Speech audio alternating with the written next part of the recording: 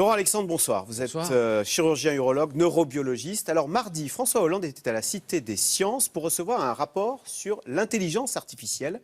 Et le chef de l'État a eu cette phrase, il a dit « Les nations qui maîtriseront l'intelligence artificielle seront les puissances de demain ». D'abord, Laurent Alexandre, l'intelligence artificielle, c'est quoi? L'intelligence artificielle, c'est un système informatique qui est capable d'imiter le cerveau humain et de faire mieux que nous ce que nous faisons. Analyser un scanner, faire un diagnostic en cancérologie, conduire une voiture, conduire un avion. Toutes les activités humaines vont être dépassées par l'intelligence artificielle. Application concrète à court terme, quels sont les métiers que cette intelligence artificielle fera mieux que ce que ne font aujourd'hui les humains? Je ne sais pas, dans la médecine, j'entendais les scanners. Un exemple en cancérologie, l'université de Stanford, avec l'intelligence artificielle de Google, a montré que l'intelligence artificielle de Google était capable d'analyser notre peau et de diagnostiquer un cancer de la peau mieux que les 12 meilleurs dermatologues de Californie. Et nous allons voir ça dans tous les secteurs d'activité. L'intelligence artificielle nous sera supérieure. Il faut donc que nous nous organisions pour changer de métier, pour aller dans des secteurs où l'intelligence artificielle ne nous est pas supérieure. Il y en a quelques-uns. Ça veut dire que le métier de radiologue, par exemple, est en danger d'ici 20 ans? Ce que fait le radiologue aujourd'hui sera intégralement fait par l'intelligence artificielle dans 20-25 ans. Mais le radiologue est capable de changer de métier, de changer d'activité, d'aller dans des secteurs où il va être complémentaire de l'intelligence artificielle et non pas écrabouillé par l'intelligence artificielle. Parce qu'aujourd'hui, on nous parle beaucoup de la voiture autonome. On nous dit que donc, le métier de chauffeur va disparaître. Mais alors aussi bien, on nous explique que le métier de banquier va disparaître, le métier de juriste va disparaître. Non, ce ne sont pas les métiers qui disparaissent, c'est la forme sous laquelle on la pratique aujourd'hui. La totalité des métiers sous la forme sous laquelle on la pratique aujourd'hui vont disparaître.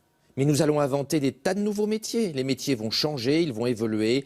La voiture autonome, il va falloir inventer des tas de choses à faire dans la voiture. Ça va faire des millions d'emplois. Donc c'est pas la fin du travail de Benoît Hamon. C'est pas du tout la fin du travail. Simplement, on va remplacer des chauffeurs routiers par des gens qui vont concevoir ce que nous ferons dans les voitures une fois que nous ne tiendrons plus le volant. Alors, quel conseil donneriez-vous aux jeunes pour bien s'adapter plus tard dans ce monde de demain où il faudra changer en permanence? Et est-ce que vous avez l'impression que l'éducation nationale, l'apprentissage, prépare bien notre jeunesse à ce monde dominé par l'intelligence artificielle? Pour se préparer au monde de l'intelligence artificielle, il faut aller là où l'intelligence artificielle n'est pas.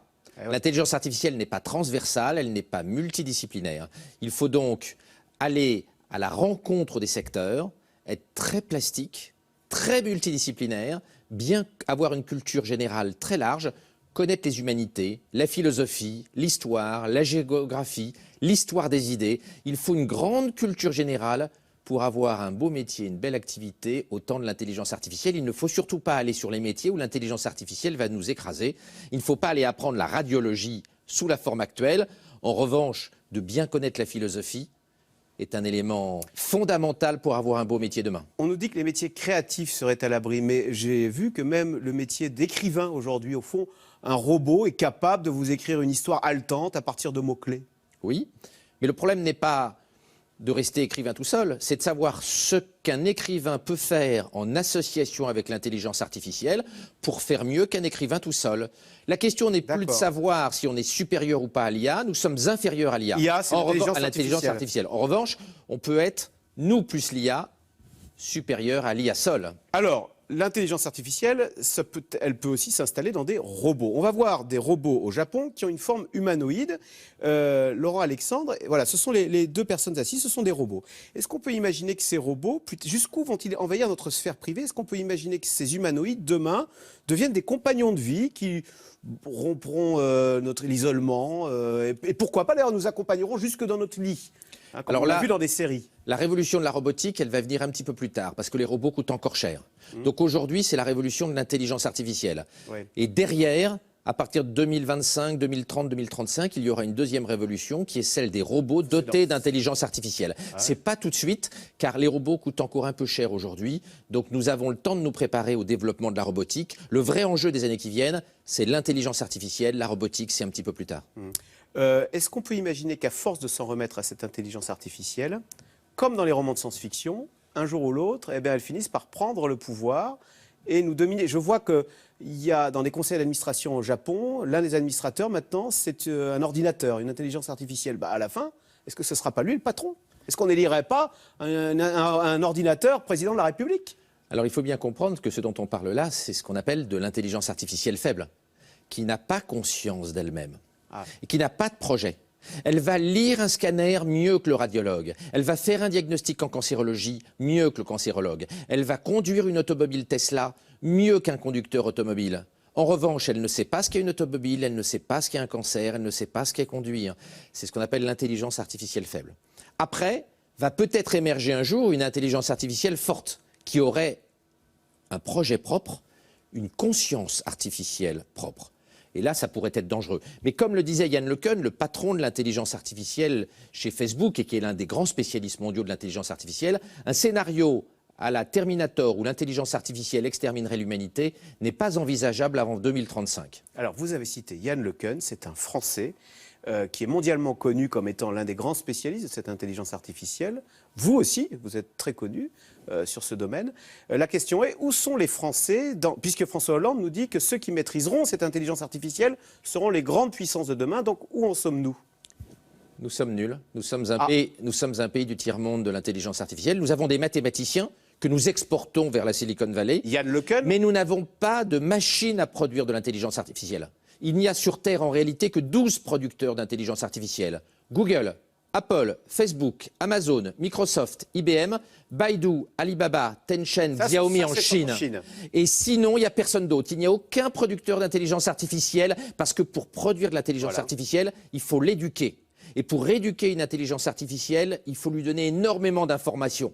Or, nous n'avons pas ces informations. En revanche, nous tous et nos enfants, nous mettons sur Facebook, WhatsApp, Messenger chaque jour 10 milliards de photos. Et ça éduque l'intelligence artificielle. Comme nous n'avons pas de plateforme Internet en Europe, nous n'avons pas de quoi éduquer l'intelligence artificielle. Parce que contrairement à un enfant, il faut énormément de données pour éduquer l'intelligence artificielle. Pour qu'un bébé reconnaisse un tigre, il faut lui en montrer 3 ou 4. Pour que l'intelligence artificielle reconnaisse un tigre, il faut lui en avoir montré 1 million. Qui a 1 million de tigres en photo, 1 million de girafes, 1 million de cravates, 1 million de tables? Google, Apple, Facebook et les géants chinois. Et nous ne sommes nulle part. Nous sommes en train de devenir une colonie numérique des États-Unis et demain de la Chine. La situation est très grave. Nous avons des mathématiciens, mais ils ne nous servent à rien, car nous n'avons pas les grandes plateformes qui éduquent l'intelligence artificielle. Or, l'essentiel avec l'intelligence artificielle, c'est l'éducation, l'école de l'intelligence artificielle, parce que, comme je vous disais tout à l'heure, une intelligence artificielle, ça s'éduque, ça ne se programme pas. Ce n'est pas un programme informatique traditionnel. C'est passionnant et désolant. C'est triste. Désolant. L'Europe va sortir de l'histoire. On a raté le coche, mais vous savez, la Grèce était le pays le plus puissant du monde. Regardez ce qu'elle est devenue. Il n'y a aucune raison que nous soyons à tout jamais des leaders mondiaux. Nous avons décidé de quitter l'histoire. Nous n'avons créé aucune grande plateforme Internet.